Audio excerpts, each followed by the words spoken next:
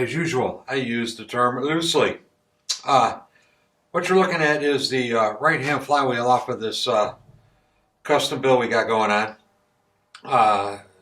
Put in my lathe between two dead centers.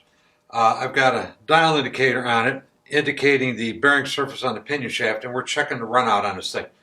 Like I said in an earlier video, the goal is to have the assembled flywheels with less than 1/1000th of an inch runout at the bearing surfaces, and you can't achieve that if the shafts are out of true. So the first thing you got to do is check the shafts. So I've got about 3/1000ths of preload on this dial indicator. Let's spin it and see what happens.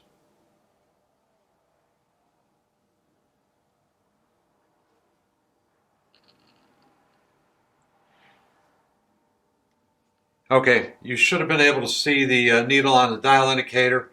It barely moves. So this thing maybe has a 10,000th or so of a runout in it, nearly perfect. We're going to call that one good to go. Okay, now you're looking at the left side flywheel and sprocket shaft between dead centers on my lathe. We're going to check the sprocket shaft runout. Same setup, about 3/1000ths preload on the dial indicator, and let's see what happens.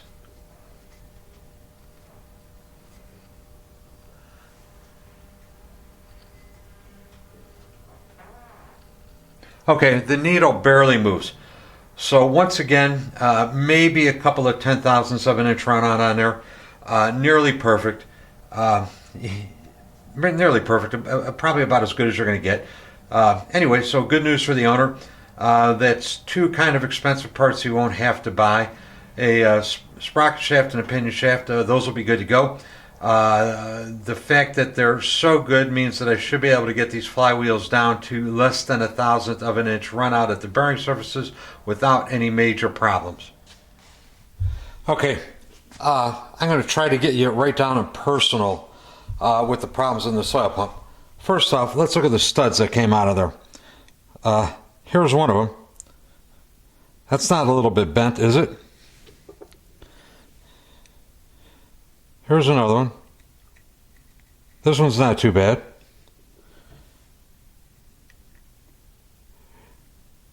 Here's another one. Not too bad. Here's another one.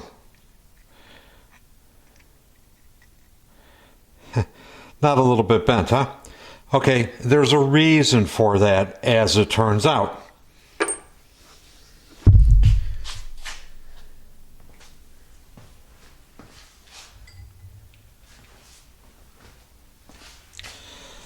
The threads the studs go into got dicked up.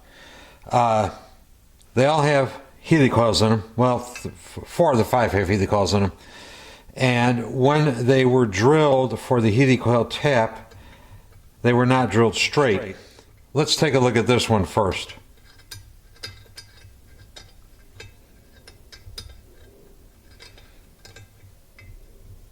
Okay, there we go.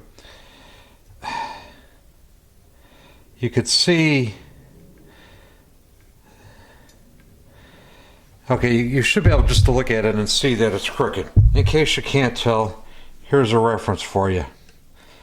So what the guy did was, after he put them all in crooked, in order to get the oil pump body on, he bent them so that the oil pump body would slip over it.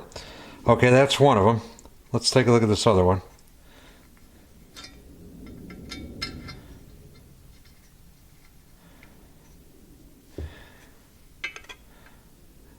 Actually, that one does not look too bad, at least in that direction. I can't get it the other direction. Let's look at this guy over here. Okay, that one, you should be able to see that it just looks crooked. Let's put a reference up there for you. Look at the gap down here. So once again, he bent the stud to get the oil pump body over it. This is kind of problematic for several reasons. Okay, first of all, they've got Healy coils in them. So they've already been drilled oversized and tapped oversized. with a helicoil tap. The helicoils are going to have to come out of here. Once somebody has drilled them in crooked, if I go in with another drill, my drill is just going to follow the crooked hole. And it's not going to get any better. Secondly, how do you fix this? Well, you say, well, weld it in. Okay, I could get a gobble weld, down here in the 1/4 inch, but I can't get weld way down into the bottom of these holes. A guy might be able, for example, just to grind off all of this area. That way he could get his welding rod all the way down in there, rebuild it all up. I don't know, a lot of work, not desirable, puts a lot of heat in there. I'm not sure I want to do that. That would take care of these three. But these two down here that are screwed up, that's not an option, because you can't get to one side to grind it all the way and fill it up with weld. So I think what I'm going to end up doing is this. I'm going to have to get this thing set up in my mill. I'm going to have to square this surface up to the mill, and I'm going to go in, I think, with either a 5/16 or a 1/4 inch end mill. I'm just going to plunge straight down in here to clean these holes out. Once I get the holes cleaned out, without moving it from the setup in the mill, I'm going to go down in there with whatever size drill it takes to put a 3/8 inch 16th thread in there. So I think what I'm going to do is I'm going to make a stepped stud. It's going to be 3/8 16 on one end. It's going to be straight shank in the middle, and on the end that the cover plate attaches to, it's going to be a 1/4 28. I'm going to have to hand make these things. I really don't want to go out to 3/8.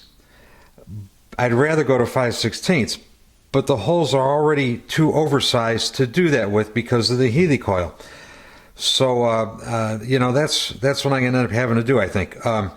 Ideal, no, but other than buy a new set of crankcases, what choice is there?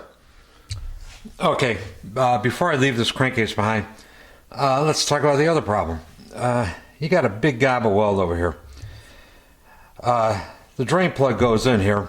Frequently they strip out. Frequently they get welded in. A lot of times when they strip out, they get a little crack between the plug, the hole where the plug is and the edge of the crankcase. The weld is not horrible. It flows in pretty good. It looks halfway. I mean, it's not beautiful, but I mean, it looks sound enough. The weld also goes out in this direction, which would lead me to believe it's cracked. Let's flip this case over and see what's on the other side. Okay, that's about as close as I could get you in there. So, okay, here's the drain hole, and you notice the weld does not penetrate all the way through. Not necessarily an issue. All I could tell you is that when I weld these things, what I usually do is I make a little aluminum plug. I chamfer both sides of the little aluminum plug, and then I weld all the way around on this side and weld all the way around on the other side. So this is completely filled in. None of this kind of business over here.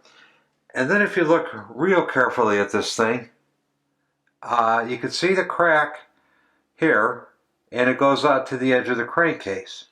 You can also see crack here, which is that area that extended out on the other side. It goes all the way down to here. There's also a little bit of a crack over here. Anyway, in my opinion, the motor got dropped. And when it got dropped, of course, you got the drain plug on the bottom over here. It shoved the aluminum in. Anyway, when I get around to welding this, I'll talk a little bit more about the plan and strategy on fixing it. In the meantime, I am out of here.